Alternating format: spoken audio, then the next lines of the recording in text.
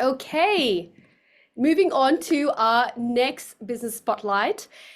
Now, in today's digital age, whether you're starting out, scaling up, or looking to improve your current digital footprint, it's super important to have a compelling and effective online presence.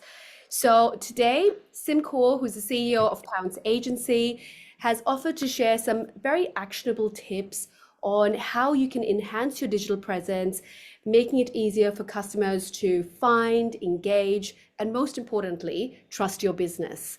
So with that, I will hand over to the amazing Sim.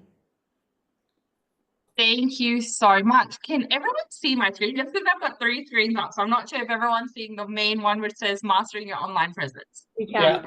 all there. Amazing, guys. All right. Well, I have a very short amount of time. I have so much to tell you guys in terms of my tips and tricks. But before we jump into it, just to kind of give you a little bit of context in terms of who I am, I've got more than 15 plus years experience in the industry. I've worked with clients big and small, whether they're here in Australia or whether they're internationally, but really to help them scale and grow. A fun fact about me as well, I'm a massive foodie, so if anyone has any good food recommendations, please send them my way. So one of the things that I think we all need to be aware of, this number, I'm putting it front and center because there are over 99,000 search queries that happen on Google. And how many of you think that this is in an hour? Put your hands up. How many of you think this is in a minute? Can't really see any hands there. Okay. And how many of you think this is every second? Okay. Well, the answer, guys, is Google technically processes around 99,000 search queries every single second.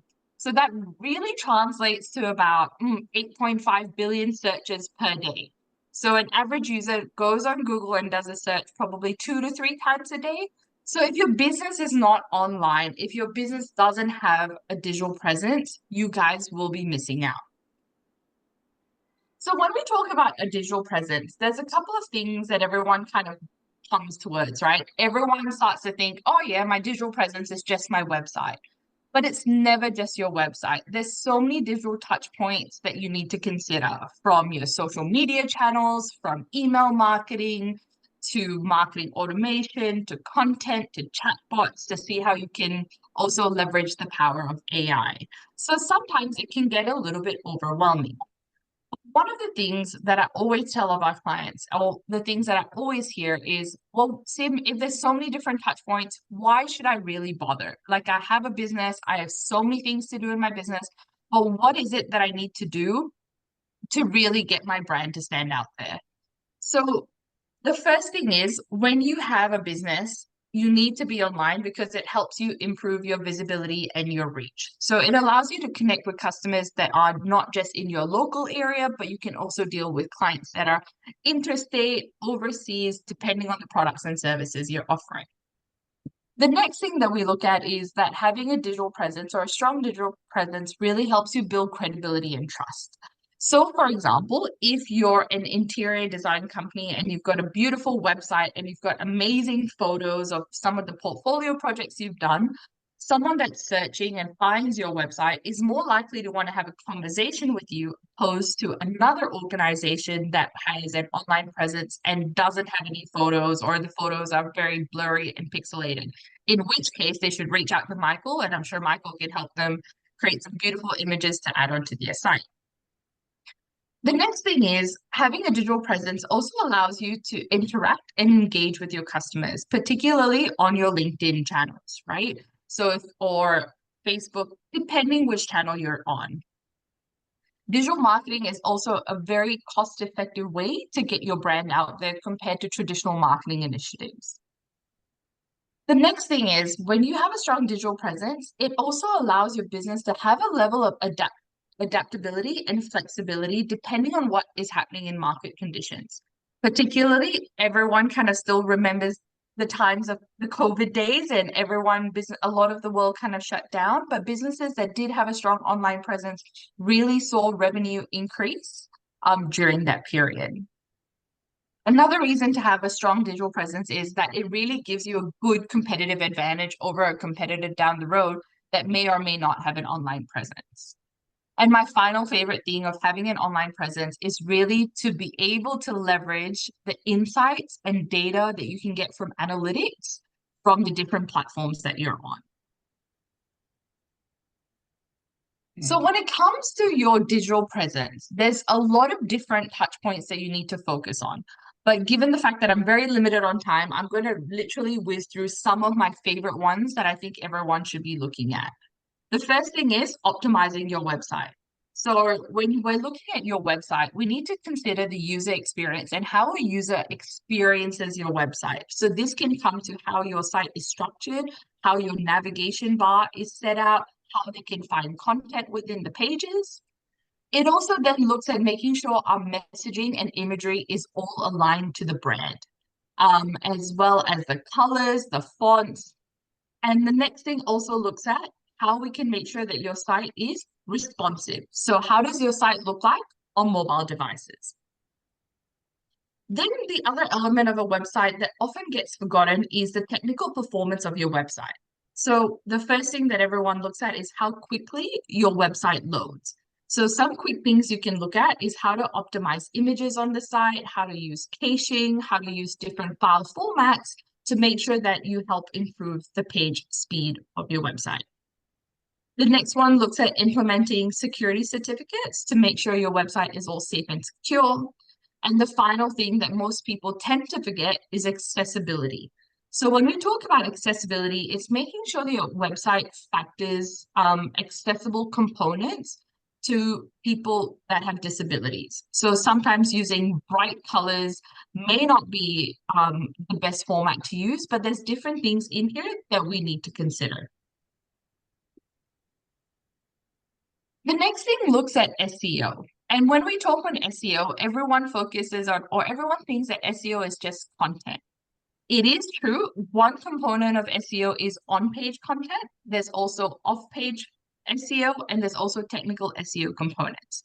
But the two things, if I can get you guys to focus on, is really looking at your content quality and your content expertise, because these also help Google attribute your EAT score.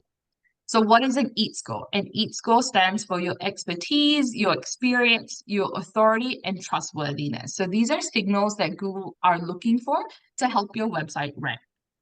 So from a content quality perspective, it's great to be producing content, but we need to make sure that we've got the right heading structures in place.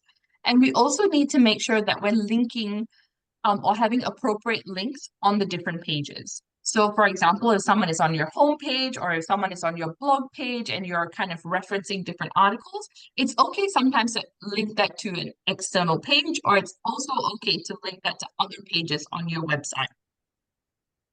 When it comes to content expertise, there's two main things that we need to focus on. Firstly, when we look at your website, the About Us page is one of the most neglected pages on a website. And I think people tend to forget about, or everyone kind of focuses on the products and services page, but no one really wants to showcase who they are.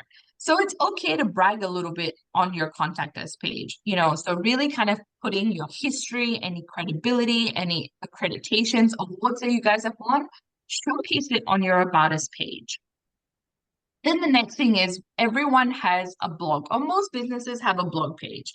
But what most businesses don't have is actually having authors attributing to those different blogs. So for you to be able to make, or for Google to really understand that, you're qualified on the subject matter that you're speaking on, it needs to have an attributed author, and that author also needs to have a small bio somewhere on your website to be able to look at that as a factor. The next thing from a digital marketing perspective is look at your social media channels, right? I think there's a lot of hype out there that everyone wants to be on Facebook, or everyone wants to be on Instagram, or maybe TikTok or LinkedIn. And, more often than not, I always get asked, hey, Sim, we want to be on all of these channels. But I always urge you guys to find the right channels that your audience is on and create or pick a channel that you feel you can create great content for. There's no point being on every single channel if you don't have time to maintain that channel and to produce amazing content. Then the next thing is, depending on whichever social media channel you're on, you have amazing real estate to amplify your brand, whether that's your header banners, whether it's the about section. So really use that to educate your audience on who you are and how you can help them. When you look at a social media platform as well, you need to then also look at developing a good content calendar, which has a mix of different, promotional content, engaging posts, educational posts. And it's also very good to mix up, from images, videos, infographics, right? So don't just kind of just be thinking of static content, but look at different ways you can kind of create content to engage your audience. And just on that engagement piece, when you do some posts and people start commenting, it's really important to respond to them. Don't just let it sit and fester, right? Connect with those people. Try to see how you can help them or what actually interests them about the post. It might be a good opportunity to open up a new conversation. So, Simran, we're out of time. Do you want to just quickly wrap Yes. up?